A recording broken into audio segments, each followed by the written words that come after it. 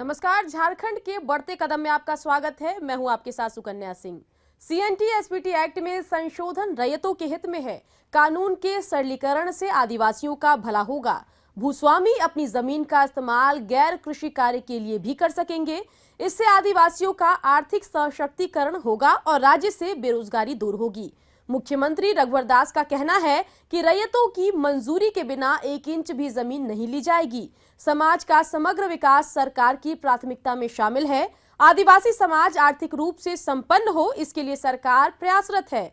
इसके साथ ही आदिवासी बच्चों की पढ़ाई पर सरकार फोकस कर रही है। गरीबी, बेरोजगारी और पलायन दूर करने के लिए सरकार प्रतिबद्ध है। बहरहाल शुरू करते हैं आज का एपिसोड, लेकिन सबसे पहले आपको दिखाते हैं सुर्खियां।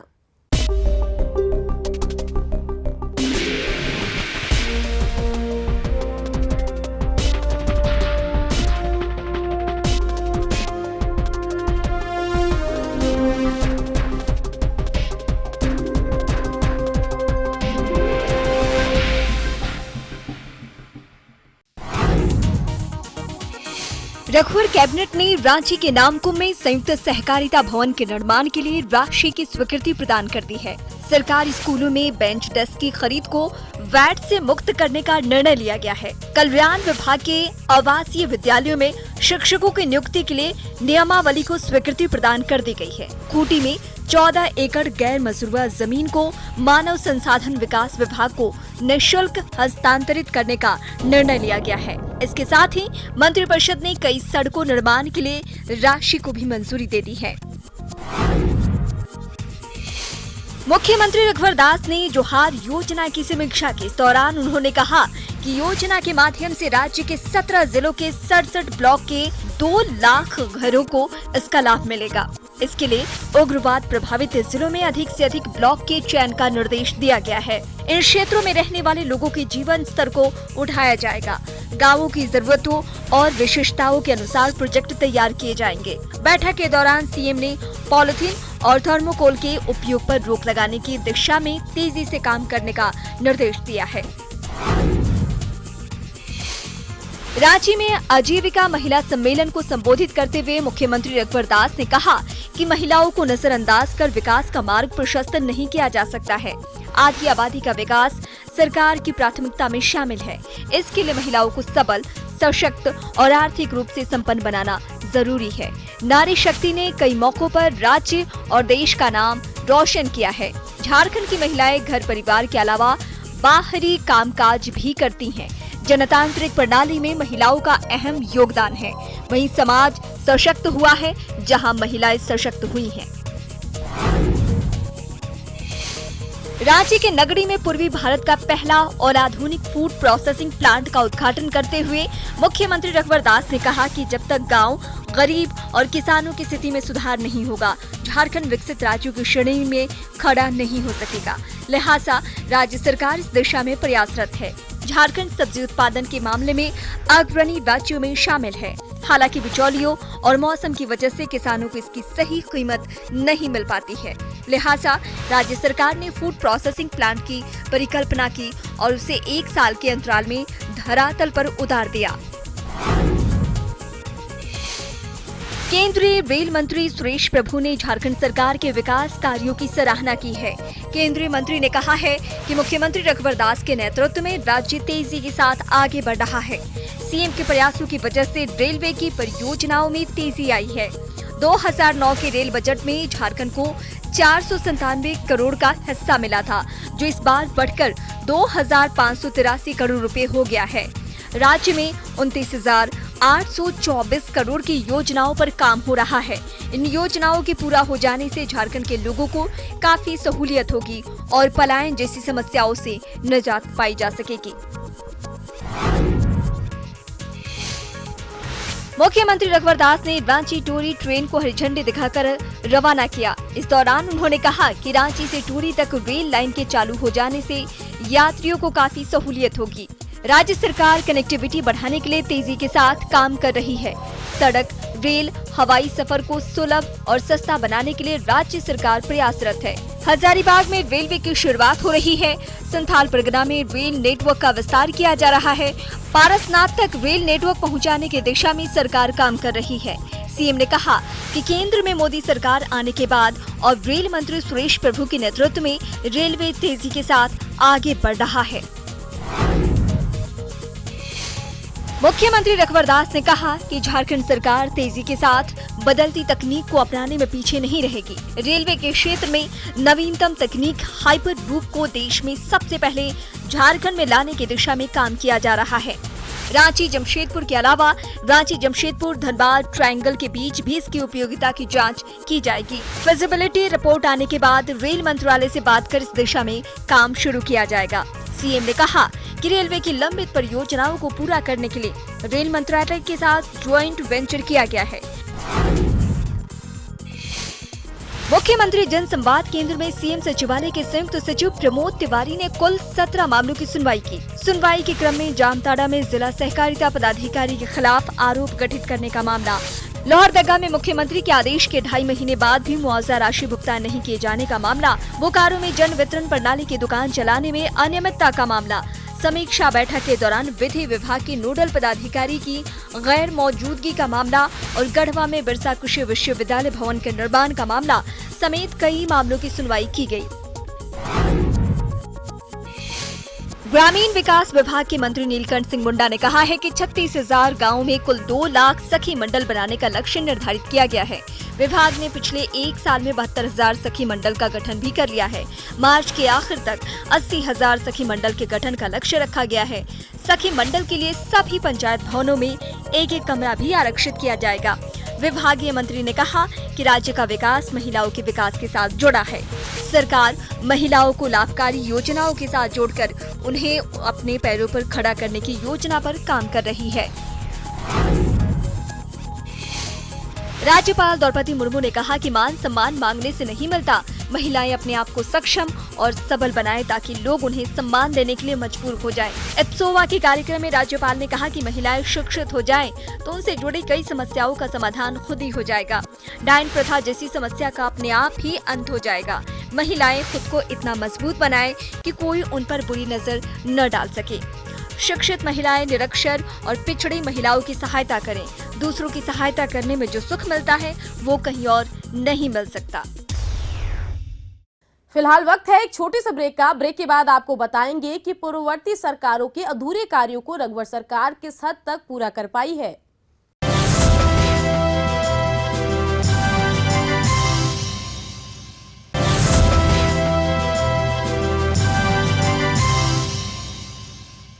सीएनटी-एसपीटी एक्ट में संशोधन से बेरोजगारी दूर होगी और पलायन की समस्या का समाधान होगा। रैयतों की रजामंदी के बिना 1 इंच भी जमीन नहीं ली जाएगी। जमीन मालिक अपनी भूमि का इस्तेमाल गैर कृषि कार्य के लिए भी कर सकेंगे। मुख्यमंत्री रघुवर दास का कहना है कि पूर्ववर्ती सरकारों के अधूरे कार्यों को वर्तमान सरकार आगे बढ़ा रही है। सीएनटी-एसपीटी एक्ट में संशोधन रैयतों के हित में है। कानून के सरलीकरण से आदिवासियों का हित सधेगा। जमीन मालिक अपनी भूमि का इस्तेमाल गैर कृषि कार्य के लिए भी कर सकेंगे। इससे भू मालिकों की आर्थिक स्थिति में सुधार होगा और राज्य से बेरोजगारी की समस्या समाप्त होगी। रांची विश्वविद्यालय के जनजातीय एवं क्षेत्रीय भाषा विभाग के छात्रों और अध्यापकों को संबोधित करते हुए सीएम ने कहा कि सरकार पूर्ववर्ती सरकारों के अधूरे कार्यों को पूरा कर रही है। हालांकि इसमें कुछ शरारती तत्व व्यवधान डालने की कोशिश कर रहे हैं। पूर्ववर्ती सरकार एवं तत्कालीन टीएसी के सदस्यों द्वारा कृषि भूमि पर व्यावसायिक कार्यों को नियमित करने के प्रस्ताव पर सहमति दी गई थी, लिहाजा उसी प्रस्ताव को आगे बढ़ाया गया है। मुख्यमंत्री ने कहा कि आजादी के दशकों बाद भी आदिवासी समाज की स्थिति में कोई खास बदलाव नहीं आया है। हालांकि आदिवासियों के नाम पर राजनीति जरूर हुई है। जो 70 साल पहले स्थिति थी, आज भी वही स्थिति झारखंड के आदिवासी समाज में है। इससे आप सब भी सहमत होते हैं। आदिवासी के नाम पर या गरीब के नाम पर, क्योंकि आप स्टूडेंट हैं, आपकी सोच बड़ी रहनी चाहिए। इस देश में लोग उसके नाम पर राजनीति होते हैं और अपनी मत पेटी जरूर भरी। मत पेटी भरने के साथ साथ अपनी आर्थिक समृद्धि भी बढ़ाने का, लेकिन एक आम आदमी, एक गरीब आदिवासी को भगवान के भरोसे छोड़ दिया। इस झारखंड की वास्तविकता है और मुझे खुशी है कि अब हमारा आदिवासी समाज अपनी अधिकार के प्रति, अपने क्षेत्र के विकास के प्रति सजग हो रहा है और हमारी सरकार की भी प्राथमिकता है कि जो हमारा आदिवासी समाज जो विकास से कोसों दूर है, तो उनका सपना का झारखंड बनाना, उनकी आर्थिक स्थिति अच्छी हो, उनके गांव में आधारभूत संरचना खड़ी हो, जो इस राज्य में बेरोजगारी है उसे भी हमें समाप्त करना, और गरीबी और बेरोजगारी समाप्त करने का सबसे बड़ा जड़ी बूटी है वो है शिक्षा। आज भी आप ग्रामीण क्षेत्र में जाए, हमारा काफी ग्रामीण क्षेत्र आज भी अशिक्षित है और जिसका फायदा वोट बैंक की राजनीति करने वाले नेताओं ने अब तक उठाता रहा। और इन सारी चीजों पर हमारी सरकार फोकस करके काम कर रही है।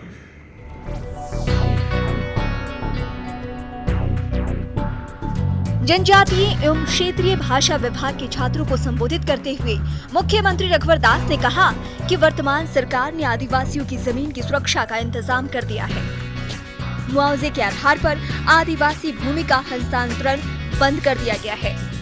सीएम ने कहा कि झारखंड की भाषा, संस्कृति, गीत संगीत और नृत्य हमारी धरोहर है। आदिवासी समाज ने अपनी संस्कृति को बचाकर रखने में कामयाबी हासिल की है। उन्होंने ये भी कहा कि झारखंड की भाषा, संस्कृति और यहाँ के लोगों को जानने समझने के लिए पर्याप्त संख्या में लिखित दस्तावेज नहीं है। लिहाजा सरकार शोध संस्थानों को मजबूत करने पर जोर दे रही है। शिक्षा का विकास सरकार की प्राथमिकता में शामिल है।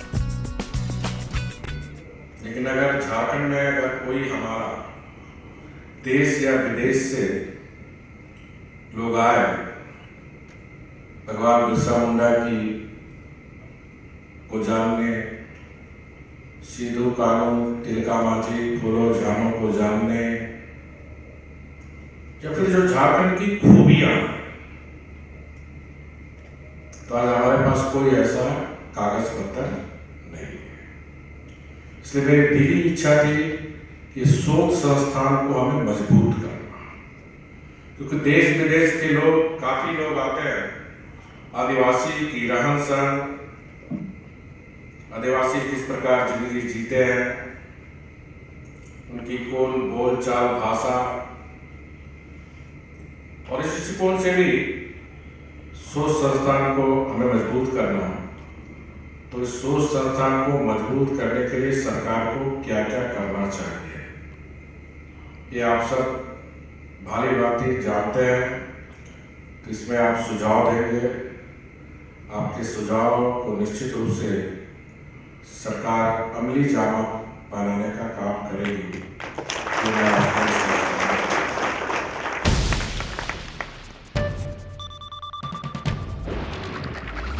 छात्रों को संबोधित करते हुए मुख्यमंत्री रघुवर दास ने कई घोषणाएं की।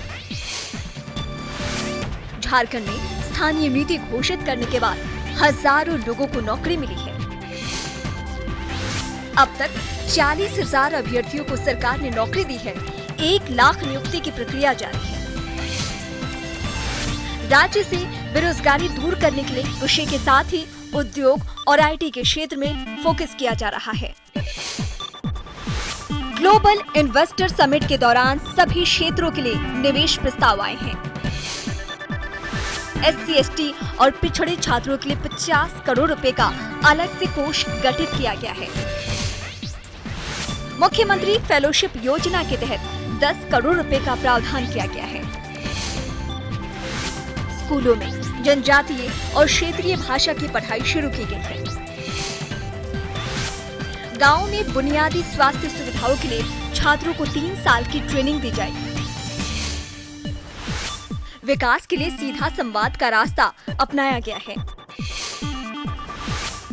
शोध संस्थानों को मजबूत करने के लिए सुझाव आमंत्रित किए गए हैं। कार्यक्रम के दौरान मौजूद छात्रों ने मुख्यमंत्री रघुवर दास से प्रश्न भी पूछे। एक सवाल के जवाब में सीएम ने कहा कि आदिवासी लोगों के बीच जमीन हड़पने का भ्रम फैलाया जा रहा है। बिना मंजूरी के 1 इंच भी जमीन नहीं ली जाएगी। सरकार ने रैयतों की रजामंदी के बिना किसी की जमीन नहीं ली।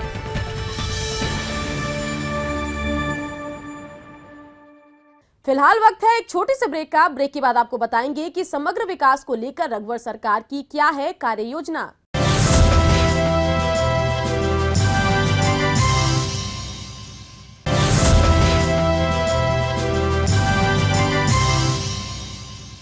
विकास की दौड़ में सभी को समान अवसर मिले, इसके लिए झारखंड सरकार प्रयासरत है। आदिवासी, गरीब और पिछड़े बच्चों की पढ़ाई के लिए सरकार ने अलग से फंड का प्रावधान किया है। मुआवजे के आधार पर भूमि हस्तांतरण के प्रावधान को समाप्त कर दिया गया है। सरकार समग्र विकास को लेकर प्रतिबद्ध है।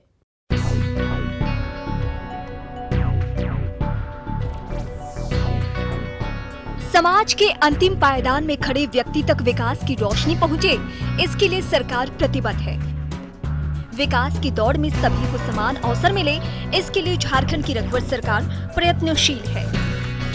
रैयत अपनी भूमि का कृषि के अलावा दूसरे कार्यों में इस्तेमाल कर सके, इसके लिए सरकार ने मुआवजे के आधार पर भूमि हस्तांतरण के प्रावधान को समाप्त कर दिया है। रांची में आयोजित चंद्रवंशी सम्मेलन में मुख्यमंत्री रघुवर दास ने कहा कि CNT-SPT एक्ट में संशोधन रैयतों के हित में है। कुछ राजनीतिक पार्टियां आदिवासियों के नाम पर लोगों को बरगला रही है, लिहाजा ऐसे लोगों से सावधान रखने की आवश्यकता है। क्या आदिवासियों का जमीन गैर आदिवासी बिचौलिए के द्वारा उसको बिना उसका पैसा मिले औने पौने दाम में आप बेचने के पक्षधर हैं, तो सार्वजनिक करने का काम ये हमारे विरोधी मित्र करें और इस राज्य में जो वर्षों से दुकान चला रहे हैं वो भी सार्वजनिक कहे। हित में है कि अहित में है। और आपने देखा 3 बंदी झारखंड में लोगों ने कराया, हमारे विरोधी मित्रों ने और दुकान चलाने वाले लोगों ने। मैं झारखंड की आदिवासी जनता, झारखंड की समस्त जनता को नमन करता हूं कि उस बंदी को विफल करने का काम। और अंतिम में आपने देखा होगा रांची में कॉलेज से लड़कों को निकालकर अब 3 बजे दुमका SPA कॉलेज से लेकर हिंसा का सहारा करके बंदी को सफल करने का काम किया। कोई आदिवासी जनता इस एक्ट के विरोध में सड़क में नहीं उतरा। इससे बड़ा प्रमाण और क्या। रांची में आयोजित चंद्रवंशी सम्मेलन में मुख्यमंत्री रघुवर दास ने कहा कि CNT-SPT एक्ट में संशोधन से आदिवासियों का भला होगा। गैर कृषि कार्य में भूमि के इस्तेमाल होने से विकास का पहिया तेजी के साथ आगे बढ़ेगा। कानून में संशोधन के बाद आदिवासियों की जमीन को लूटा नहीं जा सकेगा।